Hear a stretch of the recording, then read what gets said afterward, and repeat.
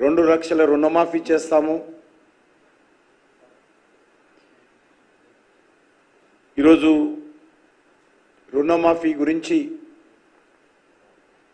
మరి అనేక రకాలుగా ఓట్లు పెట్టి మోసం చేస్తా ఉన్నారు.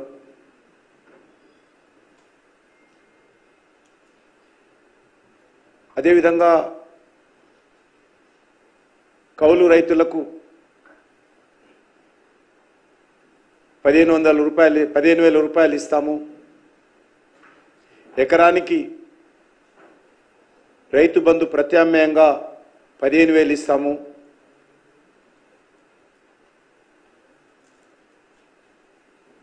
వరి పంటకు క్వింటాలకు 500 బోనస్ ఇస్తాము.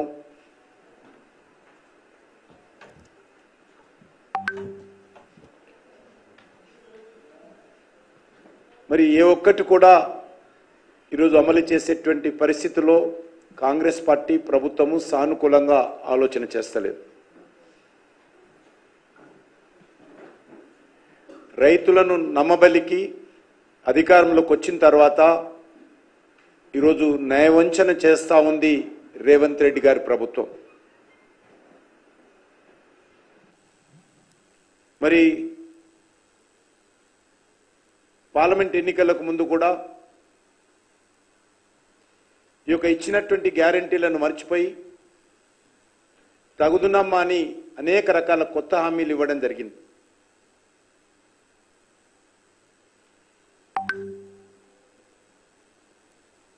దేవుడి పేరుతో దేవతల పేరుతో ఒట్లు పెడుతూ ప్రజలకు మాత్రము పంగనామాలు పెడతా ఉంది కాంగ్రెస్ పార్టీ ప్రభుత్వం అని మనం చేస్తా ఉన్నాను. ముఖ్యంగా ఈరోజు 100 రోజుల్లో రుణమాఫీ చేస్తామని చెప్పి ఆగస్టు మరి ఇస్తామని చెప్పి రోజైతే వాయిదా వేస్తా ఉందో ఇది ఇంతకంటే రైతు రుణమాఫీ పైన అన్యాయం ఇంకొకటి ఉండదు. డిసెంబర్ 9న మా సోనియమ్మ జన్మదినము. ఆ రోజు రైతులు రుణమాఫీ చేస్తాము. ఒకవేళ పొరపాటున రైతులు ఎవరైనా బ్యాంకులకు మీ అప్పులు చెల్లిస్తే కొత్తగా తీసుకోండి, ఆ డబ్బులన్నీ కూడా ప్రభుత్వం మీకు ఇచ్చేస్తుంది. ఒకవేళ ధాన్యం ఉంటే మీరు అమ్మకండి, మా ప్రభుత్వం వచ్చేంత వరకు ఆగండి, 500 బోనస్ ఇస్తామని చెప్పి ఊరూరా తిరిగినటువంటి రాహుల్ గాంధీ, రేవంత్ రెడ్డి ఈరోజు మరి ప్రజలను ఈరోజు అన్యాయం గురి చేస్తూ ఉన్నారు. గ్యారంటీ కార్డుతో వరి పంటకు క్వింటాల్కు 500 రూపాయలు బోనస్ అని ప్రకటించి ఈరోజు సన్న వడ్లకు మాత్రమే అని ఈరోజు సన్నాయి నొక్కులు నొక్కుతా ఉన్నాడు. రైతులు వరి పండిస్తారు తెలంగాణలో విషయము అందరికీ తెలుసు.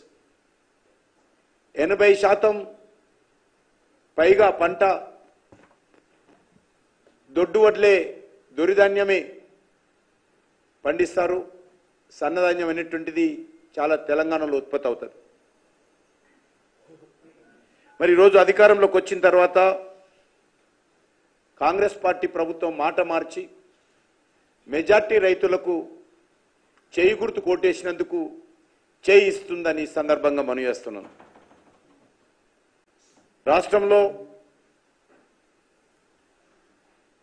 సన్నవరి వేసేది చాలా తక్కువ మంది రైతులు.